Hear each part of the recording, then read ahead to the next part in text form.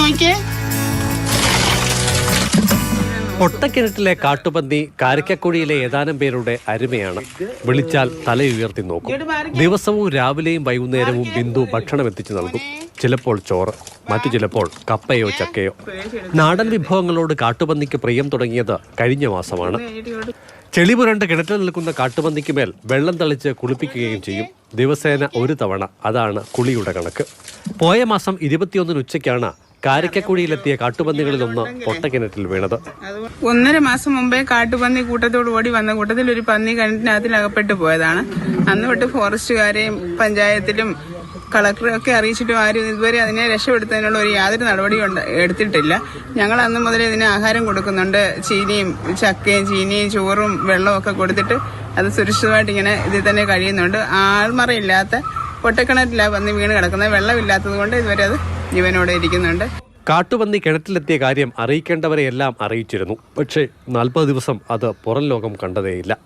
നമ്മൾ അറിയിക്കേണ്ട ആളത്തെ അറിയിച്ചു. എന്നിട്ടും അവർ പറയുന്നത് ഒന്നി വെടിവെച്ച് കൊല്ലുക, എന്നുണ്ടെങ്കിൽ വേറെ എന്തെങ്കിലും ചെയ്യുക. ഇതാണ് അവർ പറയുന്നത്. പഞ്ചായത്ത് വിവരം അറിയിച്ചു, കളക്ടറേറ്റ് വിവരം അറിയിച്ചു, എല്ലാം അറിയിച്ചതാണ്.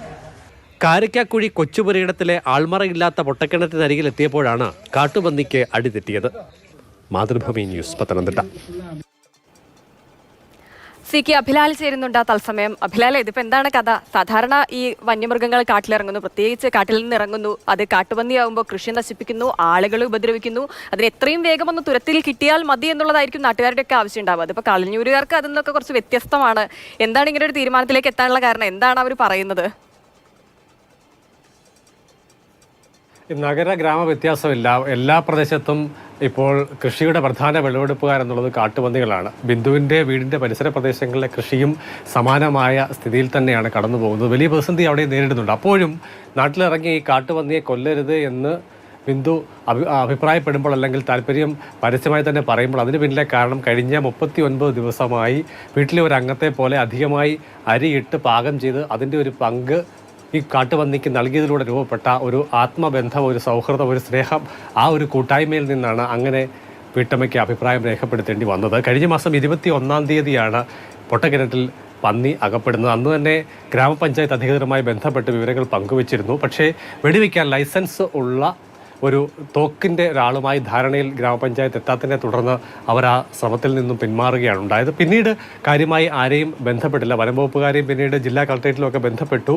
പക്ഷേ ആരുടെ ഭാഗത്തു നിന്നും പന്നിയെ പിടിക്കാൻ ഒരു നടപടി ഉണ്ടായില്ല. തൊട്ട് അടുത്ത ദിവസം മുതൽ ബിന്ദു വീട്ടിലെ പാകം ചെയ്യുന്ന ഭക്ഷണത്തിൻ്റെ ഒരു ഭാഗം പന്നിക്ക് കൊണ്ടു കൊടുക്കുന്ന സ്ഥിതി ഉണ്ടായി. അത് ആർത്തിയോടുകൂടി കഴിച്ചു. അങ്ങനെ കഴിഞ്ഞ 39-40 ദിവസത്തോളം കാലം പന്നി ജീവൻ നിലനിർത്തിയത് അവർ നൽകിയ ഭക്ഷണം കൊണ്ട് തന്നെയാണ്. അതാണ് ഈ ഒരു ഇത്തരത്തിൽ അഭിപ്രായ പ്രകടനം നടത്താൻ എന്തായാലും വീട്ടമ്മയെ അവർക്കൊരു പ്രേരണയായി മാറിയത്. എന്തായാലും ഈ വാർത്ത ഒരു മാധ്യമ വിഷയമായി വരും. കാരണം കഴിഞ്ഞ 40 ദിവസമായി പന്നി കിണറ്റിൽ കിടക്കുന്നു, പിടികൂടാൻ ആരും തന്നെ വന്നില്ല എന്നുള്ള തരത്തിൽ മാധ്യമ വാർത്തകൾ വരാനിടയുണ്ട് എന്ന് മനസ്സിലാക്കിക്കൊണ്ടാണ് ഇന്ന് വനംവകുപ്പ് വളരെ വേഗത്തിൽ അതിൽ ഇടപെട്ടത്. കോന്നി സ്ട്രൈക്കിംഗ് ഫോഴ്സ് സംഘങ്ങൾ അവിടെ എത്തി അരമണിക്കൂർ നീണ്ട ശ്രമത്തിനൊടുവിൽ പന്നിയെ പുറത്തെത്തിച്ച് തുറന്നു വിടുകയാണ്. എന്തായാലും വീട്ടമ്മ പറഞ്ഞ അഭിപ്രായം പ്രകാരം തന്നെ കാര്യങ്ങളെത്തി. കാട്ടിലേക്ക് തന്നെ പന്നിയെ തുറന്നു വിടുന്ന സ്ഥിതിയാണ് ഉണ്ടായത്. ഒരുപക്ഷെ അത് നാളെ നാട്ടിലേക്ക് വരാനും കൃഷി നശിപ്പിക്കാനൊക്കെ ഉള്ളൊരു സാധ്യതയുണ്ട്. എന്തായാലും അത്തരത്തിൽ ഇന്ന് വാർത്തയുടെ മാധ്യമ പ്രവർത്തകരുടെ ഇടപെടലിനെ തുടർന്നാണ് ഇത്തരത്തിൽ വേഗത്തിൽ കാര്യങ്ങളിലേക്ക്, അല്ലെങ്കിൽ വിഷയം ഒരു പരിസമാപ്തിയിലേക്ക് എത്തിയത്. പക്ഷേ കർഷകരെ സംബന്ധിച്ചിടത്തോളം, നാട്ടുകാരെ സംബന്ധിച്ചിടത്തോളം നാളെയും കൂടുതൽ പന്നികൾ നാട്ടിലിറങ്ങാനുള്ള സാധ്യതയുണ്ട്. എന്തായാലും കാട്ടുപന്നി വിഷയവുമായി ബന്ധപ്പെട്ട തീർത്തും അപൂർവമായ ഒരു സംഭവത്തിനാണ് കലഞ്ഞൂർ ഈ മേഖല സാക്ഷ്യം വഹിച്ചത്. എന്തായാലും സന്തോഷകരമായ ഒരു പര്യവസാനം, പ്രത്യേകിച്ചും കഴിഞ്ഞ കാലയളവിൽ അതിന് ഭക്ഷണം കൊടുത്ത വീട്ടുകാർക്ക് ഉണ്ടായിട്ടുണ്ട് എന്നുള്ളതാണ് ഈ സാഹചര്യത്തിൽ.